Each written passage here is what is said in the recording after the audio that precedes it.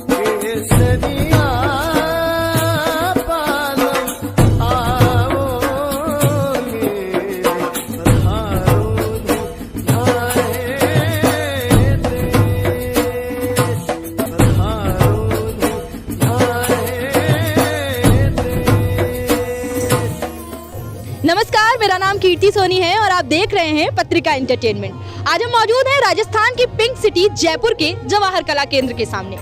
यहाँ पर ministry of women's and child development के द्वारा राष्ट्रीय अमृता हाट का आयोजन किया जा रहा है। यहाँ पर स्टेट के फेमस आर्टिस्ट अपने कल्चर, हेरिटेज और डाइवर्सिटी को प्रेजेंट करते हैं और लोगों का एंटरटेनमेंट करते हैं। तो आइए आज हम उनकी लाइफस्टाइल से आपको रूबरू करवाते हैं। जरा देखिए सादगी तो हमारी, जरा देखिए एतबार आपके वादे पर कर लिया। क्या नाम है सर आपका? भवानी। अच्छा, ये इस इंस्ट्रूमेंट को बोलते क्या है? खरताल, ये राजस्थान इंस्ट्रूमेंट है और जोधपुर से बिलोंग करता है इंस्ट्रूमेंट।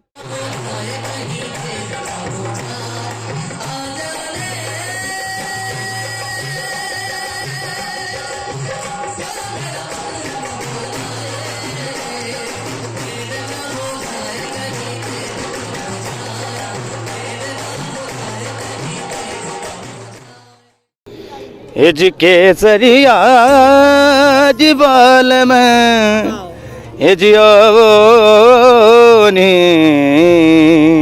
पधारो जी मारे देश जी। मैंने आपका अभी परफॉर्मेंस देखा स्टेज पर, दैट वाज माइंड ब्लोइंग। चार ग्लास सिर पे रख के, उसके ऊपर मटका रख के और फिर कीलों के ऊपर आप खड़े होकर आपने डांस किया। बहुत ही बेहतरीन परफॉर्मेंस थी। तो उस डांस परफॉर्मेंस के बारे में आप कुछ बताना चाहेंगे? क्या नाम है उस डांस का और इसके बारे में? इस डांस का नाम है ग्रामीण भवाई, जो मैंने मेरे भाई साहब है, विजय राणा है, शिवराम जी राणा है और ओम प्रकाश जी राणा है, उन्होंने मैंने ये तालीम ली है और आगे से आगे मैं इसको बढ़ाता रहूँगा। जब तक मैं जी रहा हूँ, जब तक तो यही मेरी सांस है और इसी पे मैं निर्भर हूँ। हर तन और मन धन से इस कला को मैं बहुत प्यार करता हूँ। तो इंटरनेशनल पे भी इस कला को मैंने पेश किया था और वो मंच नहीं मिला मुझे जो चाहिए था, लेकिन अभी दाल रोटी का चल रहा है, जो जैसा भी है ठीक है। बाकी मालिक दे रहा है, वहाँ देर है अंधेर नहीं है। Thank you. अच्छा, तो इस पर्टिकुलर परफॉर्मेंस के अलावा, इस पर्टिकुलर डांस के अलावा आप और किसी तरीके के डांस करते हैं क्या? जी नहीं, ये राजस्थानी डांस ही करता हूँ और मैं गाता भी हूँ, करताल भी बजाता हूँ, ढोलक भी बजाता हूँ, नगारे भी बजाता हूँ, ढोल भी बजाता हूँ, हारमोनियम भी बजा लेता हूँ। मतलब आप मल्टीटास्किंग हैं। तो हम आपसे रिक्वेस्ट करेंगे कि हमारे दर्शकों को 2 लाइनें गा के सुनाएं, जैसा कि आपने बोला कि आप गाते भी हैं, बजाते भी हैं, डांस भी करते हैं। जी, मैं गा के सुनाऊंगा और मेरे गुरुजी है ओम प्रकाश जी राणा, जिनसे मैं तालीम ले रहा हूँ और आशा करूँगा सबको अच्छा लगेगा। केसरिया बालम वेलकम सॉन्ग है, जो राजस्थान का बहुत ही प्यारा ट्रेडिशनल ही जिसे बोलते हैं वेलकम सॉन्ग। केसरिया बालम आओ नी पधारो हमारा देश। हिज केसरिया जिबाल में हिजियोनी पधारो जी मारे देश जी। पिया प्यारी डोला आवोनी पधारो मारे देश जी। Thank you. वाह वाह वाह, बहुत ही बेहतरीन परफॉर्मेंस थी आपकी। राजस्थान यानी रेत के टीले, राजस्थान यानी बंजर जमीन, राजस्थान यानी कांटों का जंजाल। आपके दिमाग में राजस्थान की यही पहचान है तो रुकिए जरा, ठहर जाइए। राजस्थान का मतलब है यहाँ मौजूद देश की खूबसूरत पिंक सिटी, ऐतिहासिक रजवाड़ों का राज्य, वर्ल्ड फेमस कल्चर और यहाँ का हेरिटेज। यहाँ के फोक डांस की बात करें तो इसका कोई जवाब ही नहीं है।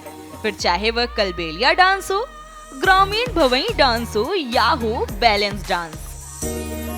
ये राष्ट्रीय अमृता हाट देखने आई हैं, तो कैसा लगा आपको? क्या सबसे बेटर लगा इस मैम हर साल जब भी ये एग्जीबिशन लगता है मैं हर बार यहाँ पे आती हूँ और यहाँ पे हैंडमेड जो भी चीज़ें हैं बहुत अच्छी है और यहाँ पे जो लाइव प्रोग्राम होता है वो देख के इतनी खुशी होती है कि मैं हर साल जब भी ये लगता है, क्योंकि मेरा ऑफिस जाने का यही जेलन मार्ग रहता है, तो मैं हर बार यहाँ पे आती हूँ। बहुत अच्छा है ये। मैम आप लोगों का हम लोगों ने डांस देखा, परफॉर्मेंस बहुत ज़बरदस्त थी आप लोगों की, तो ये सब आपने कब से शुरू किया है? हम लोग बचपन से डांस करते हैं। हम लोगों में कालबेलिया मैन है जो गुलाबो सपेरा ने किया है और उन्होंने हमें सिखाया है और उन्हों की वजह से आज हम पूरे देश देश में जाके ये डांस की संस्कृति बताते हैं। अच्छा, तो आप लोगों ने बचपन से ये डांस सीखा है, आप लोग बचपन से कर रही हैं पूरे देश देश में, जैसा कि आपने बोला, तो कहाँ कहाँ पे अभी तक आपने परफॉर्मेंस दी है आप लोगों ने? हम लोग America, England, France, Dubai, Japan, पूरा वर्ल्ड में हम लोग जाते हैं, अपना का राजस्थानी प्रोग्राम दिखाते हैं। एक चीज़ पूछना चाहेंगे कि आप जो ये डांस परफॉर्मेंस इतनी प्यारी प्यारी करती हैं, जैसे कि हमने देखा 4-4 मटकों को अपने सर पर रख के कैसे बैलेंस करते हैं आप लोग? देखो मैम, हम लोगों के पहले पानी बाहर से लेकर आते थे, गांव में रहते थे, हमारे जो फैमिली के थे, तो वो लोग मटके लेके आते थे दूर दूर से पानी भर के, तो फिर उन्होंने सीखा हमारे मम्मी वगैरह ने, और हमारे परिवार की जो औरतें थी, फिर उनको देख के हमने भी सीखा। फिर धीरे धीरे करके हम लोगों को प्रैक्टिस करवाते थे, तो हम लोगों को आ गया। तो हम लोग कोई टेंशन नहीं, हम लोग कर सकते हैं, मटके 7-10 मटके लेके डांस कर सकते हैं। एक बेवफा हो सितमगर का था, जिक्र एक बेवफा हो सितमगर का था, आपका ऐसी बातों से क्या वास्ता, आपका ऐसी बातों से क्या वास्ता, आप तो बेवफा और सितमगर नहीं, आप तो बेवफा और सितमगर नहीं, आपने किस लिए मुँह दर कर लिया। आपने ये बजाना कहाँ से सीखा? बजाना तो हमारे तो खून में है, और पहले मेरे बड़े भाई हंसा डोली, उनसे मैंने सीखा है। अच्छा, तो ये कितनी देर तक आप कंटिन्यूअस बजा सकते हैं? कितनी देर तो नहीं कह सकता, 5 से 6 घंटे। 5 से 6 घंटे, ये तो बहुत लॉन्ग ड्यूरेशन है। हाँ, तो बजा सकते हैं। अच्छा, किस तरीके की ट्यून्स आप निकाल सकते हैं इससे? वेस्टर्न भी, और हमारे राजस्थानी में काफ़ी ट्यून्स भी होती है, जैसे घूमर, दादरा, काफ़ी मतलब बोला जाता है, तो मतलब कुछ भी। जैसे कि आजकल का हिप हॉप जो कल्चर है, उसमें इस तरीके की आवाज़, इस तरीके की जो ट्यून्स हैं बहुत ही ज़्यादा नीडेड होती हैं। जैसे कि एक बीट बॉक्सिंग भी है, इसी तरीके से है, बस वो गले से।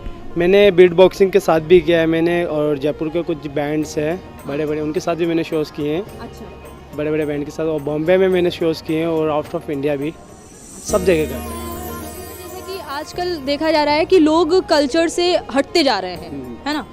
तो ये बहुत सालों से ऑर्गेनाइज हो रहा है इस तरीके के, आप तो निर्देशक हैं, तो आप ये सारी चीज़ें बहुत ऑर्गेनाइज करते हैं, कल्चर वगैरह, हेरिटेज वगैरह को दिखाने की कोशिश करते हैं। तो पहले के अकॉर्डिंग अब ज़्यादा ऑडियंस बढ़ी है या कम हुई है? आपके अकॉर्डिंग आपको क्या लगता है?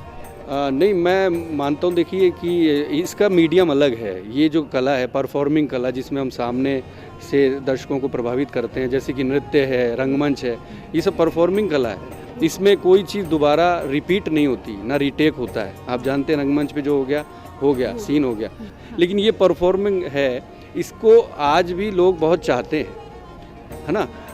वो ठीक है कि वो सुलभ है, घरों में टीवी चला दिया तो वो आ गया, सिनेमा में चले गए तो वो अपन देख लेते हैं, लेकिन ये एक कठिन कला है, ये संरक्षित कलाएं हैं, तो इसके लिए लोगों का रुझान हमेशा से रहता है। लेकिन इसमें मुश्किलात ये होती है कि दर्शक जो है उस तक कई बार ये चीज़ें पहुंच नहीं पाती, कई बार हम उसको अट्रैक्ट नहीं कर पाते, कई बार हम उसको रंगमंच पे या इन मेलों में ना बुला पाएँ, तो वो कमियां ऑर्गेनाइज करने की या किसी न किसी तौर पे रहती होगी। सरकार को भी चाहिए कि इस तरह की योजनाएं लानी चाहिए कि ये जो कलाएं हैं उनको किसी न किसी तरह से पोषण मिल सके। मैम, ये जो स्टेज इतना बड़ा सा दिख रहा है, यहाँ पर इतने प्यारे प्यारे परफॉर्मेंस होते हैं, उनके बारे में आपका क्या कहना है? नहीं, वो भी परफॉर्मेंस हमारे आर्ट एंड कल्चर को बढ़ा रहा है। इससे बढ़िया बात क्या हो सकती है कि सारे फोक डांसेस यहाँ पे हो रहे हैं, तो बहुत ही अच्छी बात है। और उसमें फोक डांस में भी वो बच्चों को भी मौका दे रहे हैं, महिलाओं को भी मौका दे रहे हैं, सभी तरह के लोग आके यहाँ पे अपनी परफॉर्मेंस कर रहे हैं। अच्छा, तो आपको यहाँ का सबसे बेस्ट क्या लगा? जैसे कि कल्चर, हेरिटेज वगैरह को यहाँ पे ज़्यादा ही दिखाया जा रहा है, तो आपको यहाँ पे सबसे बेस्ट क्या चीज़ लगी? सभी चीज़ें बहुत अच्छी है। सबसे बड़ी बात है कि अमृता हाट में उन लोगों को काम मिलता है कि जो मतलब महिलाओं को ज़्यादा काम मिलता है अमृता हाट में, और वो महिलाएं जो घर में छोटा छोटा अपना काम कर रही हैं। तो ये बहुत अच्छी बात है कि महिलाओं को वो एक मंच मिल जाता है यहाँ पे आके कि वो अपने काम को शो कर सके।